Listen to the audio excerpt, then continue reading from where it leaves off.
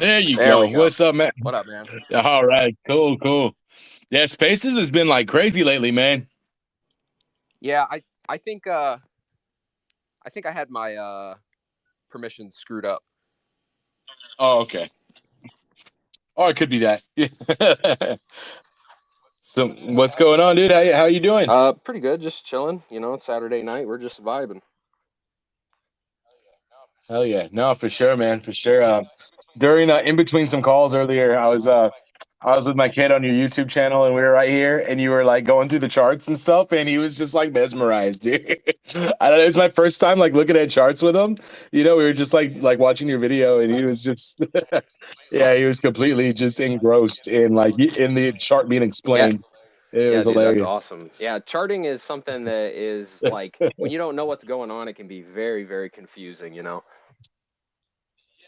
Yeah, yeah, and it's kind of like looking at stars, and constellations. Like you can kind of put it together yourself. Like some people see, Orion's belt, and other people will see something completely different. Yeah, that's like one of the craziest things about TA Chart- too is like how, I might set a chart up one way and I might see one pattern forming and then somebody else might see something completely different, you know? Yeah, yeah. Now, how did you kind of dive into that, man?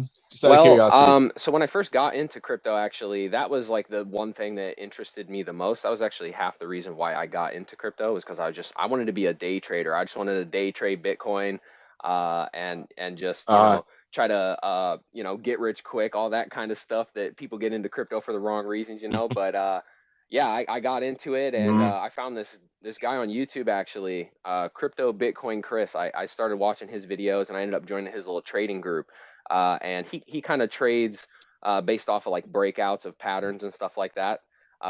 So it's kind of uh-huh. a pretty simple way to learn how to trade, but it's a little bit more like safer than just you have things, like a checklist kind of that you gotta make sure that all those things are in place before you go and take that trade. But I was terrible at it, so it didn't really work out too well.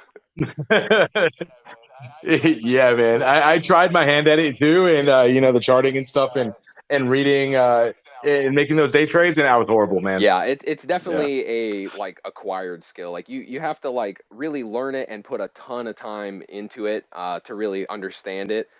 And once you do understand it, then Mhm. it's a little easier. But even then, I mean, just because you see something on the chart don't mean that that's exactly what the price is going to do. So Uh-huh. Yeah, no, even like trading bots in a bear market and stuff, you yeah. just get wrecked, dude. Like it's tough Have you trading. ever messed with the trading bots? In a Yeah, man, on KuCoin, I had played with a bunch of them, dude. Then maybe like 5 years ago, I purchased this software Hmm. called Profit Trailer, and played around with that. And that was back like you had to like go into the code and actually manipulate it yourself. How far you wanted to trail, when it wanted to Yeah. sell, all that stuff. And yeah, I was I've never horrible at gotten it, into dude. the whole trading bot thing. It always kind of just seemed a little, I don't know. I don't know how I feel putting my money in the hands of a bot and trusting it to do what it's supposed to. No, for sure. Yeah, the ones on KuCoin are way Yeah. more like automated. I mean, you could set how many cells you're going to make within a certain range, but like before, they were like you could customize every aspect of it. I'm sure there's still Are software they out there like like that, but relatively profitable, or does but it yeah, kind of just depend on which bot you pick? dude, it's really like in a bull market, like everyone's making money and the bot's working, and Yeah. you're stacking, and then like in a bear market, dude, it does not work for me Yeah. anyway. That's what I found. Yeah, well, it's something I'll have to check out. Um, yeah, I mean, yeah. Next time we start on a Oh run yeah. up, dude, give it a shot. Am I getting an echo back, or is that just on my end? I just want to make sure that You I'm not sound good echoing to for you. me. Do I sound all right? No, you sound good. I could just hear myself echoing. I just want to make sure that Oh, it's okay. only on Yeah. my end. Yeah, I don't hear anything, so. Awesome. All right, cool, man. No, that's all. That's all good. Thank you for Yeah, spending your man, Saturday right here. thanks for doing Taking this. on It's the fun, call. I've been looking forward to doing Mhm. a Twitter space for quite a while. It's just been a little intimidating, since I've never done it before, but definitely be a fun Yeah, night. yeah. For sure, man. No, the YouTube thing was that was super intimidating for me at Yeah. first, just being on camera. I'm super confident until like I see myself, then I'm like, oh, I forgot. No. Yeah, it's something you got to get used to. But once you do, Yeah, man, it's man. like, But you know, it gives you so much more opportunity to be out there. yeah, no, for sure. You just got to get to that point where you don't care, you don't think about it Yeah, too much and exactly. stuff, you know. So, did you want to go ahead and dive Mhm. into some of this But stuff? yeah, man. Yeah, definitely, bro. That's why we're here for. And again, thanks for having me, dude. This is the last call I'm doing today, so I'm glad it's with you, man. And after that, I'm gonna dive into some more packed and like marmalade because we're doing a live like code review with Steven from Kadena Bets tomorrow. So I really got to be on my A game, man. Dude's he's smart Yeah, as hell. some of the stuff I see them tweeting is just like it's way out of my range of knowing what's going on. So it's pretty obvious Mhm. that they're starting to really figure packed out, you know. Yeah, and his background as like a functional developer or functional programmer as I mean, from what I've heard, that's like the backbone of him being able to understand, Pact so well. And so that like right when I talked to him the very first time and like got his background and stuff, it's like, all right, man, I need somebody like this on my team. So that's why I started looking for like developers that were really into Nix and Haskell and stuff. Because and then it's been kind of like the grand slam, man, because when I am talking to these people and like interviewing them and giving them little micro projects to complete, just to make sure that it's somebody we want to work with long term. Like they're killing it, man. And even if they have no, like one of them has no, like he's never worked on blockchain before, and like right away he just picked up the language, what it was all about, what it was doing, and I was like, okay, cool, man. This is gonna help me learn more, and it's gonna help us with what we're trying to do. Expand on, even if we have to expand on the language or the functionality, of Pact. I mean, the we have the resources to do that, which is clutch. Yeah, it's good to see that you guys are gonna, find some more developers. I know it's a real struggle. We kind of talked about that in our stream the other day. But I think when, you get Yeah. these people that have a really good background in that stuff already, I feel like with enough, good documentation with Pack, people should be able to pick it up relatively easy. I uh I seen that you guys got a new UX UI designer.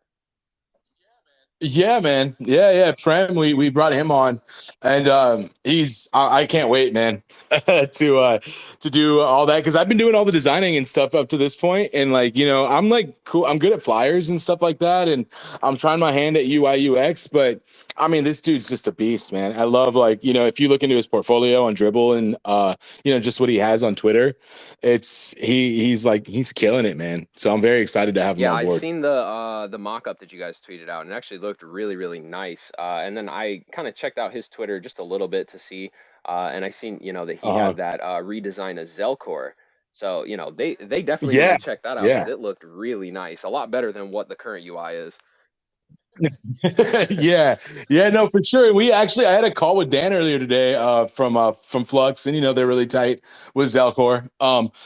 And I guess they're in the middle of a redesign of the wallet right now. Well, that's good. Good to So hear. yeah, dude. I mean, I love it, dude. Like honestly, like I always say, there's stuff that I can do in Zelcore that I can't do anywhere. Like but like there are certain things that it's just like and they've heard it. It's not news that it just don't kind of make sense. Like the wallets, like having multiple wallets is awesome. Like, but then they name them like scholarship Yeah. payments and like names that you can't even like customize or change and stuff. Like little things like that that just make the experience a little weird. But I just ignore it, dude, and I use it for what I know it's good at. And that's like cross-chain swaps and transfers and obviously working on Kadena. See, I personally never really had too much issues with it, like a lot of people have said, but I do agree, like all those different Mhm. wallets and just there's just so much clutter that gets in the way and kind of just confuses people, you know? But yeah, now I mean, having the ability to look at that product, like if you're the one that developed it and see everything that people, because people are honestly, I see all the time people talking like smack on Zelcore, and I get it too, but then I get frustrated. I'm like, you don't even know what you could do. This isn't just a wallet, you know. But But yeah, man, I'm sure they're gonna make it like freaking amazing now because they've had a couple years to look at it, figure out what people don't like about it, and what's gonna make the user experience better.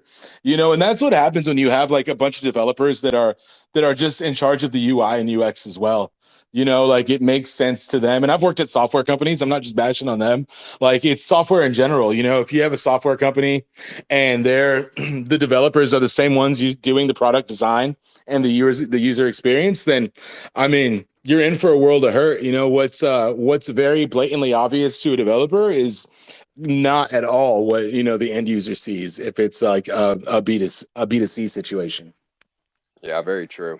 All right, so let's go ahead and kind of just dabble into some of these things. So for the Sure. people that might, not know what Docushield does, do you want to just give a brief explanation of what Docushield is? Absolutely, man. And I feel like yeah, I've done it about 20 times, so this one should be good. Yeah. So Docushield, I always like to present as the next step in evolution of personal cloud storage, right? So, what makes us the next step in the evolution of it is the trustlessness behind it. And so, what I mean by that is that nobody at our company, nobody that participates in our community and our network is going to have access or have the keys to those files that you upload. The only person that would ever get access to that is you and yourself. And in the future, when we implement the sharing mechanism, people that you decide to share that information with. So I mean, there's no possible chance of data leaks or anything like that, because even if our servers, the IPFS servers, were to get broken into or something like that, the way the sharding works on IPFS, which is interplanetary file system for anybody who may be new to it, it's everything's fragmented, so you'll get a document broken into 1,000 pieces, and if you hack into the server, you're going to get one of those 1,000 pieces, and then on top of that, that one piece is going to be encrypted with AES 256 or two fish, depending on what methods we end up using long term for different file sizes. And those have like they've never been hacked in the history of their implementations. So I mean, it's really going to take some futuristic stuff to to be able to just by design to be able to exploit any user's data. And so that's like something that's not been done yet, and we're getting the community involved in the infrastructure of it. And I just, man, it's like a dream project for me, honestly, being able to include everybody, have node operators, have people participating to reward them, and then also have security and privacy behind it as well, is just like something I'm yeah, really stoked about. And that was definitely more than the elevator pitch, but I hope it I hope it yeah, made sense. Yeah, no, that was good. So speaking of the IFPS thing, I wanted to kind of dabble into it a little bit. I did some research and trying to figure it out and kind of understand how it works.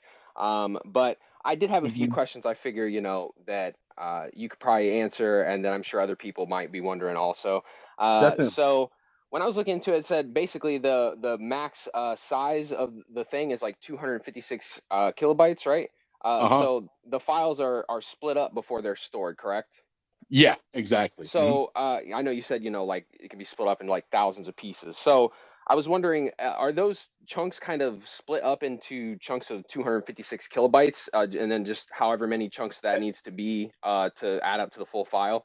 Exactly. Yeah, yeah. They're sharded in 256 kilobyte segments. So really, that's not too big, man. If you're looking at an image, it would have to be like a super lightweight pixelated image. There's really not much you could fit. This like document wise, looking at a PDF inside that file size. So, yeah, man. That's I mean, it's a really low. If it's not going to be sharded, not going to be fragmented, then that's going to be a really small file, like a just straight text file or something.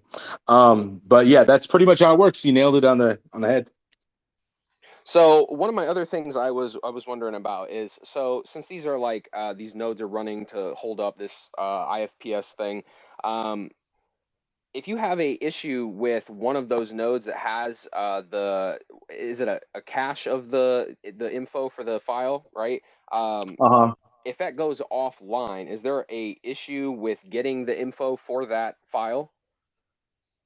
No, and that's the beauty of using Flux nodes as well. So we're going to have our, IPFS infrastructure, but then also Flux nodes are going to act as data points in between, all this interaction as well. So, I mean, we're still looking into exactly how we're going to utilize all the power presented behind the Flux nodes, but it's definitely going to be to be able to maintain a big piece of the DHT or the data hash table and that way, in case anything super crazy was to go down and the network was to crash, that there would still be something not reliant on our private IPFS network that would track all of this stuff and have a cache of kind of everything, right? But if you've ever had like a computer like a custom build or a NAS or something that you've rated, like where it means one hard drive copies another, it's essentially like the same thing is going down too. So each peer is going to take and they're going to cache like a copy of whatever document or file that you're going to need. So you can imagine we're going to have a pretty expansive network, right? If things are going to be stored and they're going to be stored forever, I mean the network is going to have to grow to be huge, and so that's why we're making a barrier for entrance so low, pretty much free, for most participants to get in and actually start earning rewards and participate. Because, I mean, we need you guys more than you need us, really, to run the network. So, one of the things, another thing I was a little confused about, Yeah. is like what is going to be stored with the IFPS? What's going to be stored with the Flux nodes? And then I guess I'm confused where your guys' network comes in. So, are there going to be like all three of these involved, or how does that work? So yeah, great question, man. So IPFS in itself is a public network, right? And that's something you can go on and use, contribute to, and anybody in the world can participate. Now they've also made it so that this network can be recreated by anybody that wants to utilize it. And you can launch your own instance. And what happens is when you launch your own private network, like a secret key is generated, right? Or a network key. And so anybody that wants to participate on your private network gets like you send them this private key and they link up to your network and now they're a contributor on that network itself. So that's pretty much how we're going to be gaining people. Now we are going to be doing in the long run 3 different IPFS networks just for extra separation and division between your product encrypted key and the actual document itself, and then the metadata that we're using to pretty much inform the app where it lives and the storage on the device, and other details like the naming conventions that you're used and stuff like that. So yeah, it's that's pretty much how the private IPFS network is going to be used. So we're not going to be on top of the public network. It's going to be completely our own, which allows us additional, to be creative and to get flexible with it. So, and custom tailor it to fit our needs. And the beautiful thing about IPFS is there's such it's been around for quite a few years now, and there's such a huge community of people behind it that love it, that pretty much everything we're looking to do has already been done in one capacity, or not put it all together the way we're doing it, but it's all been done in one capacity or another, by other people who love the system and the tech, and all that stuff you can find on GitHub. So I mean, as I've done the dive into their GitHub and looked at different solutions people have created for IPFS, it's like, man, like everything I've wanted to do with the project like has already been done. We just need to go in and test it, manipulate it to fit our structure. So and then the Flux nodes come in as just an additional data point. They're going to be supporting our network and connecting all the nodes together, maintaining some of that data table, and obviously helping out as a storage point as well for that data. Awesome. Yeah, that definitely helps clear that up a little bit. Um, so with the nodes, there's the multiple different types of nodes, right? So you have some that are for storage, right, and then you have some that Uh-huh. are supporting the network, if I'm not wrong, Uh-huh. and then you have the miners. So can you kind of explain the difference? Because if that confuses me, I'm sure a lot of people don't kind of understand Absolutely. the multiple Yeah, things with man. nodes. 100%, dude. And so to understand like how it kind of operates, there is the way I'm looking at it, right, is a lot of people want to participate. Everybody wants to mine, right? Essentially, whether mining's the right word, I don't know. For it, probably not. But everybody wants to participate. And so what this allows us to do is like some people don't have access to the resources to store a bunch of data long term.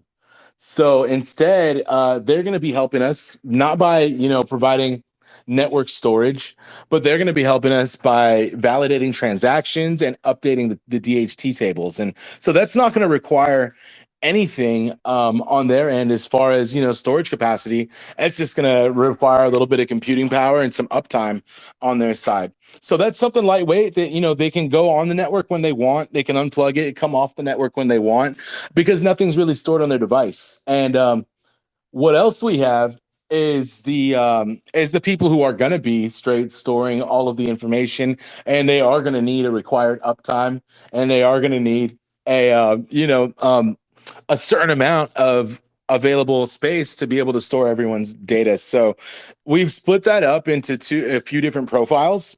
We're going to pre-build those profiles and containerize them using, Docker containers, and then that makes them available for easy deployment. So people will be able to say, okay, cool. I just want to validate transactions and update tables.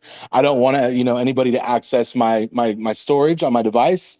You'll load up that container, launch it, and it'll be programmed to perform just those actions. And you'll be, rewarded by the network by, how much you contribute. And And I was so it wondering. goes the Oh, same sorry. way Go ahead. for. Oh no, I was to say, I was just to clarify, it goes the same way for people who are going to provide storage. If they want to provide storage and not use any computing power to, validate transactions and any of that stuff, they can choose to do that as well.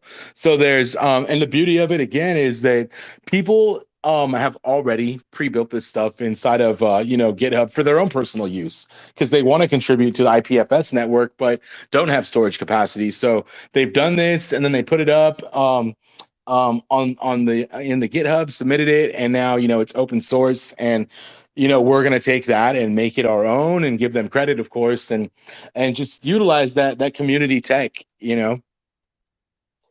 So is it like if you have external hard drives? So I used to mine Chia, and I Uh-huh. have like 40 terabytes of hard drives just chilling, So if somebody has like externals, is that something that they can provide the storage with that?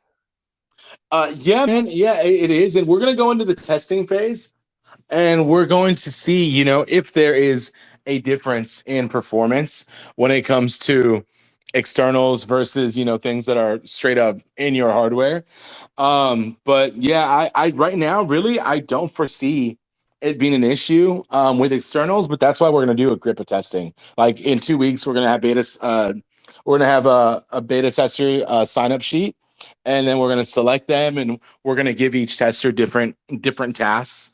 And like part of them filling out the form is going to be like, all right, what kind of a computer do you have, or what kind of storage do you have? And then from there we're going to be able to cherry pick, okay, we need to test this kind of profile out or this kind of profile out. Okay, so if uh like reward wise, if you were to have like a bunch of storage, would that kind of dictate like how much rewards you're going to get for running that? Yeah, how much of that storage we're actually utilizing is going to be what dictates that, and then also the uptime for how often that is available, right? Because people are going to be sending requests at all times, and it's, I mean, less stress on the network if you're readily available and able to contribute and have that. So they'll also be on the other end, if you don't hit a certain required uptime, then we're going to take you off the network. In those certain ones, and because you're getting such a larger yield than everybody else as far as the APR goes that you get back or the rewards that you get back, we would just it wouldn't be fair or make sense to the reward structure to keep them on. Yeah. Do you guys have the like rewards thing figured out yet? Do you guys got numbers for that, or is that still something you guys are working on? Kinda, kinda. So, Kind of. I built I built the tokenomics, right, and I took a deep dive into it, and I'm pretty comfortable with where it's at right now. The tokenomics themselves, but now, like as we've been going into creating a reward structure, I'm just realizing that I am not the guy that's going to be able to build a sustainable, long-lasting, non-changing reward structure. I mean, I'm not very good with math as it is, you know. I like money, and I think that's why I was good at the tokenomics, and I'm good in that aspect but when it comes to, formulating a long-term plan for an APR that or a reward structure based on contributions that we're going to implement, dude, it's like I'm gonna need to call in the big guns for that and Yeah. people with the mathematical experience because that's something that is gonna be very, very important long term. And I don't want to wind up in a situation like we've seen with crypto.com with Crow, where they had you lock up for I think 4 years to get this special card. And then all of a sudden, they're like you can't unlock and there's no more rewards because they overspent and misbudgeted, and now everybody's pissed off. They have locked up tokens that ain't doing nothing for them. So I mean, I don't want to wind up in that situation. It's better to just know where your limits are, and acknowledge those. So after the IDO, yeah, I'm going to be consulting with people who are really experienced with tokenomics and long-term projects, and having them help and figure that all out. Yeah, I definitely think that's a good call. It can be very intimidating to try to figure that out, especially if you don't know. And that's something that plays into the main, aspect of the Hmm. project. So that's definitely something you're going to want to, Yeah. like you said, have the experts figure that out. Yeah, and that's trust, man. Like if I'm telling people they're gonna get, 15%, 20%, whatever, and then I chop it down to seven, people are gonna be pissed, man. Like they're investing in hardware, potentially, and investing their time and setting this stuff up. And almost, you never know. A lot of situations people are counting on that money to pay bills. It's like an investment, you know. So I don't want that have to be something that's gonna change at all. I want to be very confident in what we're gonna be able to provide long term, because the trust of the community, once you lose that, man, it's game over, for the most part. That's why I think Filecoin never really took off with what they're doing, because they lost the trust of the community immediately due to greed, and they haven't recovered from that. Yeah, I think it could be like, it's great to have these big fancy returns that attracts everyone, but then when it's just not sustainable, then you're just going to end up with a bunch of angry people, and that doesn't help anything. Exactly. Then it becomes a Ponzi, dude. Like if you get in Yeah. early, then you're great, and if you're like one of the latecomers, then you're screwed. And yeah, we definitely don't want that. I mean, we view this as we're creating a long-term solution that'll be around for decades, so we want to make sure that we build it to that capacity. So let's kind of get into like the hardware that people are going to need. I know we kind of discussed this a bit with like the Raspberry Pis and that kind of stuff. Did you want to just kind Yeah. of go over what people are going to need? Absolutely, man. The beauty of it is we're gonna essentially you're gonna be able to use anything. You're gonna be able to use your own, an old computer that you got laying in the back of your closet. You're gonna be able to launch VMware, run it off that. Launch a container on AWS, run it off that. We're really gonna make it accessible to as many people and as many different machine profiles as possible. Now, that being said, when we launch or when we start our beta testing, we're gonna have four different profiles, and those all four of those profiles are outlined inside of our latest Medium article called "Everything You Need to Node." So if anybody wants to check that out, you can go to medium.com/, Docushield, and be able to check that out. I mean, and there's actual figures that we put together that may change, honestly, as far as the requirements. That's what the beta testing's for, but it's kind of like our estimated guess a professional guess at what we're going to need for participants to be able to maintain the network. Have is something like a Arduino, would that be sufficient, or is that too little of resources? You Are you know, I familiar think with an Arduinos? Arduino, yeah, I know what Arduino is. I Yeah. think that an Arduino, it might be not enough computational resources. I would really have to try that out because I mean, Arduinos are really good at uh, you know, doing certain functions on a soundboard, we'll say, or Hmm. something where you just need to fire off little shots of electricity to trigger a function like that. That's perfect. They don't need much computational resources at all. Raspberries, on the other hand, can run full OSs and do that pretty stably. And you can attach like these M.2 cards that provide massive amounts of storage in a little tiny package. So I don't see Arduinos really being a part of it. I'd really say that before that, man, I think that your phone would be an option before Gotcha. it would be an Arduino. But I mean, like we got to test it, man. That's honestly the first time I've even thought about it. I was just wondering because I have literally an entire like tower of Arduinos that I had for this other project I was playing with a long time ago. But same with that. I had this, I think it was like Skycoin miner or something like that, that I ended up Uh-huh. building, and those were with Orange Pi PCs. Would something like that work? We could, you know what, dude? Let's try it out. Oh yeah. That's gonna be the way. And yeah, man, if you're available, I would definitely love you to be in the beta group, and For as sure. many of the people that have been around, like helping with us out. I mean, it's you're all about Kadena, all about the network, and we would love to have you on just so you can relay that info back to the community as well. So I don't honestly, yeah, I would need to like see the specs in detail to give a really Yeah. good guess, but I mean, let's try it out, man. I'm definitely down. Hell yeah. We got about 2 3 weeks till we really launch. 2 weeks till we sign up, then probably another week until we go in and actually test everything out. And then we'll implement the token stuff as well. What we're testing, the token staking, and make sure we got that down packed. It's going to be running off testnet tokens at first, but it'll really just be it'll allow us to see how everything functions. Will you be able to run multiple nodes?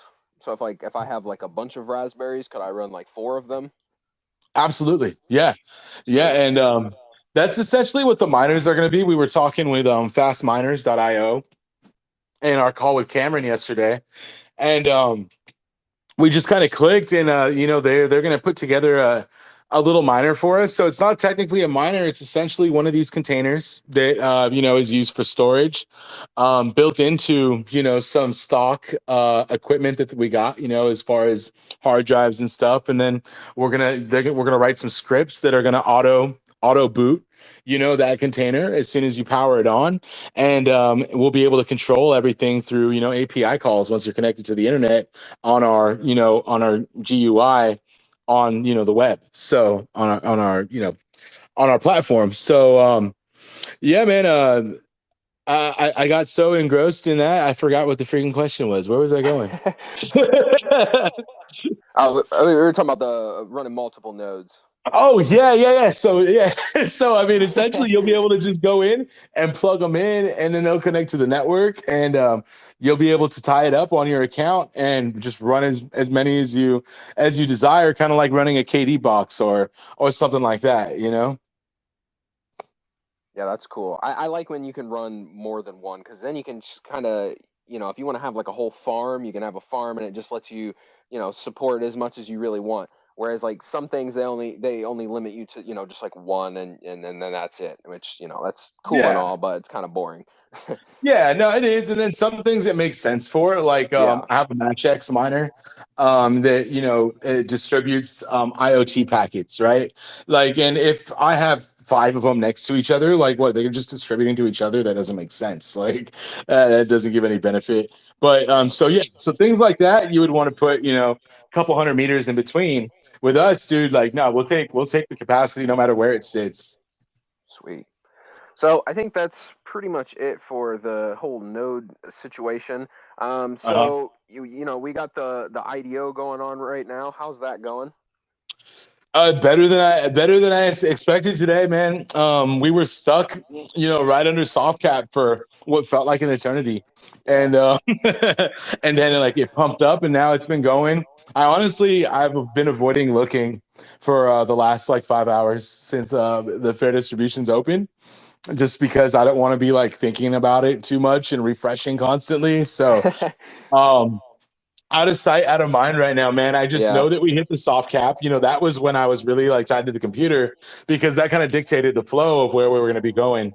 Yeah. After. So if we never hit the soft cap, it would change the direction of the company as far as where we're going to for funding. But now that we've hit it, like I know that we have the funding to be able to move forward with the project, and that's really what I was worried about. Everything else is just going to help us do it at a better pace and take care of our staff, financially a little bit better. But so I mean, it's yeah. Right now, I'm just happy to be where we're at. Super relieved, that it's going to be a community driven project, which is what we wanted. And yeah, man, everything else, like I said, it's a cherry on top, and we'll see where it goes. Yeah, I think it's going pretty good. I mean, I was looking at it, I think last night, and it hopped up quite a bit in this last round. So yeah, exciting to Yeah, see man. that. And I was looking at your guys' roadmap. I see you had a IDO two Yeah. in what, Q3? Yeah, in the very end of Q3, it'll probably end right at the beginning of Q4, and that's when we're slating our token release. We want the token release and the IDO, the second IDO, to line up perfectly, obviously. But if we lag and drag our feet for some reason or another, tokens are going to be released at latest October 1st. I mean, that's just our vow to the community. And then whatever happens at that point with the other remaining tokens that were supposed to be for IDO2 is going to be up in the air, and we'll probably put it to a community vote. But yeah, we're really striving to hit those points. I mean, the app will be done by then for sure. We're already so far in the development of the app itself, but now the infrastructure under it is what we're going to begin really going to town on. And yeah, then it's also dealing with where we're going to do IDO number two and what fits inside of their schedule. But I've never really been one to let that kind of drive or dictate our plans. It's more of Hmm. like if we're going to do something, we're going to do it, and no matter what. And kind of got to live by your word, man. And I'm assuming you guys are going to hold that on KD launch again. I know it's in the future, but Yeah, yeah, it's a possibility, man. They know we're doing two IDOs. It wasn't a secret at all, and yeah. we had talks with other places. It'll be in Kadena, but yeah, if they'll have us, that would be amazing, and I would love to work with their team again because it's been such a great experience. Everybody there has just been so supportive and just down to earth, and yeah, I have like seriously zero bad things to say about this entire process. They've been nothing but supportive the whole way through. Yeah, I think they're really setting a really good standard for launch pads on Kadena for sure. Mhm. And also nice to hear that you guys are doing it in KDA and not something like ETH, which we've been seeing a lot with other projects. So Yeah, yeah, for sure. what And are your then, guys's? No, sorry, go ahead. oh, no, I was gonna say, yeah, and I mean, I get it where Tempe is going, and where other people might be going, raising money in other places, but Yeah. really, our whole infrastructure doesn't make sense to run anywhere else but on Kadena because of Pact and utilizing the tools and the technology that it brings. So yeah, there wouldn't be any point in raising any money anywhere else because we're not going to exist anywhere else. Is really we're just going to remain on Kadena. Definitely happy to hear that. So what are your guys' plans after the IDO? Then after the IDO, I'm gonna sleep for probably like a day and a half for sure. I think you're gonna need it too. Yeah, man. Yeah, gonna and then we're onboarding, more of the team and getting the ball rolling, just really putting a solid roadmap down internally within the company. Because right now, like, from the beginning, I've had a roadmap, but we've been shooting from the hip a lot, to get things where we want them. And, we've had to kind of shift away from certain things and then put more resources in others. So we're all going to sit down, my core team. We're going to lay out the roadmap, put those milestones down on the calendar with specific dates and get it down to where, weekly tasks, like every week this needs to be completed in order to get to the next stage. And if not, then we're all going to get together and help, or whoever dropped the ball would have to, we would have to talk to them or dismiss them, because I mean that's just the way business goes, But I don't anticipate that. But because everybody's been so freaking great on the team and everybody's fired up about creating something new, and yeah. But I mean, it's business, so. But yeah, we're gonna stick to a roadmap, man. Put down that foundation and build. That's really gonna be it. So I'm going to try and definitely remain active in the community as much as possible, but we're definitely going to be nose down grinding. Yeah, definitely good to hear. I think now's the best time to just kind of focus on that, because with the market the way it is, we see a big boost and another run back up, and you guys are going to be set up and good to go, I think. Yeah, yeah. Hopefully, by the time the project launches, we're in another bull market, and everybody who's thrown down and invested, their hard-earned money now can reap some rewards. At that point as well. So, I mean, everything's timing, man, and I feel like we're here in this point, of technology with our solution and with this support, and it's the perfect timing. Despite it being a bear market and a little difficult to raise capital. I mean, we got what we needed at the bare minimums, and the situation ideally for me, dude, it's perfect, really. I think it's good, the way things Uh-huh. are kind of working out because, I've seen so many projects, they launch when things are really popping off and the hype's there and Mhm. it seems good and all, but it's not something that's sustainable, I mean, people are all hyped about you for a couple weeks and then they forget all about you and then now, it's pretty much Mhm. dead. You get no engagement, all that. So I think building this solid, foundation of people that are really for the Mhm. project now, and then once things pop off, it'll be good. For sure, man. And then having something like miners, like packaged Definitely. up hardware, ready to go, is Yeah. just something people love, man. And being able to connect with fast miners and stuff is it's kind of like that's one of those things that just pushes it to the next level. The awareness of the project, the passive income situation, the plug and play, for it. I mean, that's stuff that gets you noticed, not only in Kadena but to the rest of the crypto community, and that'll bring them over hopefully to Kadena, to seize those opportunities. Yeah, that was something I was going to mention too. Just like the fact that you guys have these, nodes and these ways for people. There's so many people out there that's really just what they look for. They want passive income Yeah, opportunities. So absolutely. you have an entire audience that love that kind of stuff and that might not have. Maybe if they're not Mhm. in Cadena, they might not look at the project, but because of these nodes, that's going to drag a lot of people in. Yeah, man. And like things like, if I were to hit up like a YouTube channel like Voss Coin or something right now, like it would probably not turn an eye. But once you have that right there, they're like, oh, it's a miner. Like, this is what our channel's all about. And they have hundreds of thousands of people. And that just brings awareness and brings more volume to Cadena in the end. You know what I mean? But that's one Definitely. of those niches that people look for, and that right when they get into crypto, everybody wants to moon. So that's just a natural progression. I feel like if you wind up over here in the Cadena space, like naturally, then you've dug pretty deep in your crypto journey. Mhm.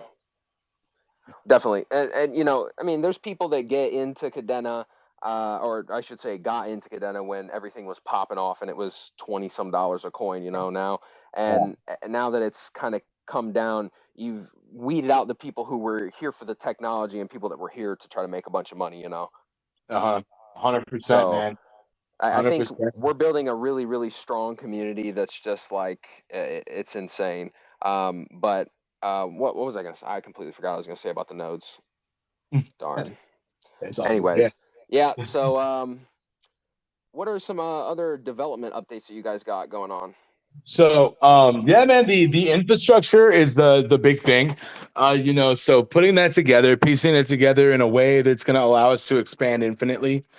So we've kind of laid down the architecture of how we're going to build it using the microservices model with separated databases, and all the functionality is going to be all the communications. It's going to be event driven, updates and processes. So I mean, just laying down that foundation is really, for the entire infrastructure is really where we're at like right now, and what the biggest update. And it's for me, I mean, that's something that's huge because we are gonna not only be able to build more easily for ourselves, but we're gonna be dropping SDKs. That way it makes it easy for other developers to get in, whether they know Pact or not, we're going to make it easy for them to come on and work in their native languages using these FTK SDKs and the APIs that we're going to be developing, the endpoints to communicate with our platform.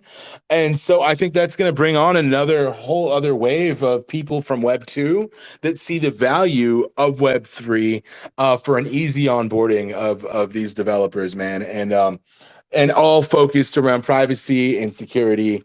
And so I'm looking forward to really just developing a marketplace of all of these different plugins that you can use on top of our infrastructure that can either communicate with each other or not. You can do it when it makes sense, and then keep them isolated when it makes sense by design. So, I mean, that's what one thing I'm like super looking forward to is putting that together. And, I've worked at a company that's designed software using the same model, except it's for marketing automation. But so I've seen the process in the background of and the just the thought process behind it, and how it's all come together. So I feel like that's kind of given me a little bit of an insider's touch. At that company I wasn't a developer at all, front end or back end. I was doing training for them, for people that we've onboarded. But still, I mean, it was a pretty small company altogether, less than 20 of us. And so I really got to intimately see the process of developing the software and the headaches and struggles moving from a monolithic structure to a microservice based structure. And yeah, man, I cannot wait to just keep driving into that. Yeah, I think you guys getting the developers what they need to just keep going is really going to be super beneficial. Um, yeah, so I think that's pretty much about all the questions. So could you kind of explain if people wanted to participate in the IDO, what they could go ahead and do?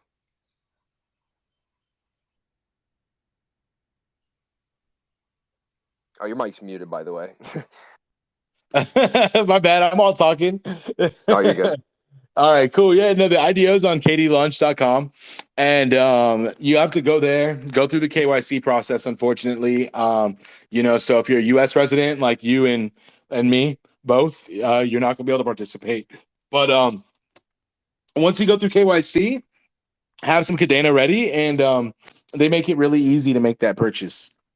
You'll just connect your wallet, select how much you want to allocate. They'll let you know how much stock you're going to be picking up, and you submit the transaction, man. And it's a pretty easy to use platform once you get past the KYC barrier, and even that is easy to use. It's just it sucks, man. And but where we're at and what we're doing, like if I was doing just some DeFi project, I definitely would avoid doing KYC. But we definitely have a plan to work on an enterprise level with with companies, and not be hiding from regulators, and from the SEC. So we got to do what we got to do to remain compliant. Totally against like every fiber of my being. Usually I'm like a fuck the system type of person, but you got to play in to participate. In this case, and the important thing is bringing the solutions to people long term. So Yeah, anyway, yeah, 100%. that's how you sign up on. That's how you sign up on Dating Yeah, definitely. If you guys, if you're in the area where you can actually do it and don't have to worry about KYC, I definitely suggest it. It kind of sucks, being in the US, seeing all these great projects and not being able to take that, initial step into them. But, it's something you just kind of got to deal with. But it's good that you guys and Katie Launch and all these other projects are doing things the way where, regulations won't be an issue. Because I definitely think we see a future where, regulations can very well come in and kind of screw up a lot of what people got going on. Definitely, man. And if you look at just like what's happening with library, it's an awesome platform. They're doing great things, and I mean, dude, the owner, the CEO, just looks like the most down to earth, like wanting to comply guy, and they're just completely fucking with his whole thing, like his whole platform, man. And what they're doing is groundbreaking in their own right, and it really sucks. So we got to avoid that at any cost, because once you come in their crosshairs, they're not going to let you go, man. So we're going to do everything we can to avoid that and remain compliant, and learn from other people's unfortunate mistakes. Yeah, I think the thing that sucks about it is that there's nothing for people to go off of, you know? You could be Uh-huh. thinking you're doing everything right, and then they're like, "Oh, guess what? You did this wrong." Like I was hearing about this story with Gemini. The CFTC is going after them for, I don't know, something that they said like 5 years ago, and Uh, then they're like, "Oh, you guys were pretty much misinforming people or something like that." yeah. And it's just crazy to me that they just come up with these rules when they don't even have rules set for people to go by. Yeah. Yeah, I know one thing is you're not supposed to ever talk about price, right? Ever. Like library, one of the things that they are holding over them, and they did a great job on their socials of not talking about price. And at one point, they posted a rocket, dude, like like an emoji of a rocket ship, and the SEC is clinging onto that as part of their evidence, of them misleading people. And it's fucking ridiculous, man. That's what I'm saying. Yeah, it's If they crazy. want you, they're gonna get you. So you gotta remain compliant and friendly and under the radar as much as possible. Yeah, it's just, I don't know. It's wild to me that they, just try to control something that I don't know, they shouldn't be able to control. A But hundred I mean, percent. regulation's good. I think there's some things that could be put in place to kind of protect people, and I think that's good. But I think what they're doing right now is literally just trying to protect people from themselves. They don't think that people are smart enough to make their own choices, and that's just not cool to me whatsoever. It's not. And if you make a choice, I mean, this is America, man. If you want to be done with your money, and throw it into a 7% daily APY project. I mean, I'm not gonna say I haven't done that, dude, but Oh, then go 100% ahead, I man. have. And expect the rug, dude. Like, Yeah. and I did, and I knew what I was doing, and I would like try to go into some of these things, like these new farms that come out and get like a ridiculous APY for like 10 hours and then pull out, like yeah, you gotta know how to play it, man. But and there are times when I've definitely played it wrong and lost a lot of cash, and that sucks too. But I mean, that's the essence of freedom, You're able to do what you want, and if this really is America, we should be able to do what we want with our cash. But like you said, they think we're too dumb to make those decisions. And whatever, man, it is what it is. What can you do about it? Yeah, that's life. But people got Unfortunately, to yeah. understand it's like it's they need to know that people know that it's your responsibility. Like you know what you're investing in. And this Uh-huh. reminded me of the node thing I was going to talk about. You guys have an actual node thing going on. We've seen a bunch of these weird quote unquote node projects, Yeah. right? There was Uh-huh. one that I got into. It was called like Universe, and you lock your tokens up, and it turns into a planet, and then you keep compounding it, and then it turns into a bigger planet, right? But you're earning like Uh-huh. 4% every day, and it's just not sustainable, and it just ends up falling apart, right? Whereas, Totally. like obviously I knew that, right? And most people Mhm. that got into it, I think, knew that too. But then you get these people that put their whole entire life savings into something like that, and I know that's what they're trying to protect. They don't want people to be doing that kind of stuff, but Yeah. I feel like you should have the decision making to understand that Yeah, putting your the life ability. savings in some random project, it's not smart. Yeah, man. I mean, don't put your life savings in Drip or anything like that, dude. Like Drip Network, But I do. I ain't gonna lie, man. I got some money in Drip Network, and it's fun, bro. It's like a game. I don't know if you're familiar with it. It's on like Binance, but on Yeah. BSC. But yeah, dude. I do not expect it to be around in 10 years from now, and it's just hard to pull out when when you should.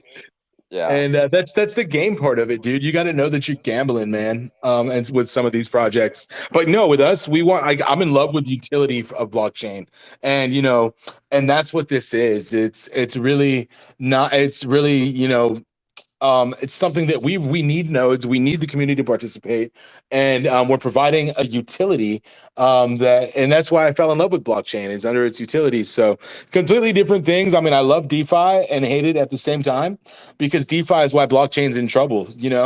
But I mean, it's fun as hell too. When you're making gains. So I mean, the good with the bad, right? Yeah, and it's also nice that you guys have. I see the nodes as a second opportunity to earn. People can buy the doc token and just hold on to it if they, Right. maybe, they want some a little bit so they can use it, to use on the application, and then the rest of it they're going to hold because they actually believe in Docushield growing. But it's nice to give people, multiple options to come at a project and look at, what do I want to do? Do I want to lock my doc up in a node and earn some rewards and help support it? Or maybe do I just want to buy some and hold it? It's nice to have those options. For sure, for sure. Right now, and I know that I like again not to talk about price, but I know this is going to be the cheapest that we are going to put it out on the market for right now. So, I mean, what the market does, you never know, but this is definitely like our lowest barrier that we're going to provide right now. And so, if you're just going to buy it to use the app later, I mean, that's going to get you're going to get a value, just over time on the price that you're storing your documents for. So even at that level, I mean, that's utility right there for it. So yeah, I think that's pretty much good. I think we could go into some questions if anybody has any questions. Sure. You go ahead and uh, Uh-huh. raise your hand or whatever. I'm still trying to figure this What's spaces up, thing out, Kadena? but My admin, who pretty much cleans up all my messes that I make, paperwork wise, and keeps all my accounting together. And she's on right now, so I just wanted to give a quick shout out. What up, Kay? Yeah. shout out to her. What's up? How many Yeah, man. I was gonna ask you, how many calls have you done today? I think this is like number 6 Crazy. today. I'm marathoning it today, dude. You're This is the grinding, last man. one though. I This is love the to see last it. one, and I'm gonna chill out and study some Pact after this. You're probably looking forward to a little bit of a break from the AMAs, huh? Yeah, man. No, I definitely am. Looking forward to that just because it's gonna free up so much time to build, and these take up so much like mental, capacity Oh yeah. and time that it's like it's taken away from things that I want to contribute to our project right now. But I mean, Definitely. in order to move forward, we gotta let people know what's going on. That way, they know about the opportunity to get on board. So, it's a necessary thing. But No, yeah, $100. I'm ready to stop and nose down grind. Yeah, dude. It's just I think you like out of all the projects on Cadena, it's just insane the amount of AMAs. It's just like every single project you guys are constantly talking to them. So like, that's like when I told you that when I first spoke to you that I was Uh, just really impressed by the work ethic. It's crazy. Thank you, man. Thank you. And it's been fun as hell learning about every other project, out on the chain, and not constantly shilling Docushield, but because I'm genuinely interested in everything else that these guys are doing. And some of them have some really cool stuff that I would have never learned about until maybe way later or, without prying, So it's been definitely rewarding and been able to connect me to the community a lot more. So I'm really grateful for that. Yeah, I think that connection with those other projects is definitely big. That's one of the things I love about Cadena is just seeing how projects just they're so eager to partner with other projects and like I seen Cadena Bulls doing Mhm. something for kitty cat holders. Like it's nice to see that these Yeah. different projects like, oh, you buy into this one, you're gonna get access to some special stuff for a whole bunch of other projects. Exactly, man. Everybody's supporting each other, and that's something you don't see on any other chain, really, man. Not that Yeah. I've seen. Yeah, Maybe it's like nice. It's nice Cosmos, to see but people working yeah, together and it not be such a competition. exactly, man. We're all rooting for each other, and I love that, man. It's the sense of community like no other, really, right here on Kadena. 100%.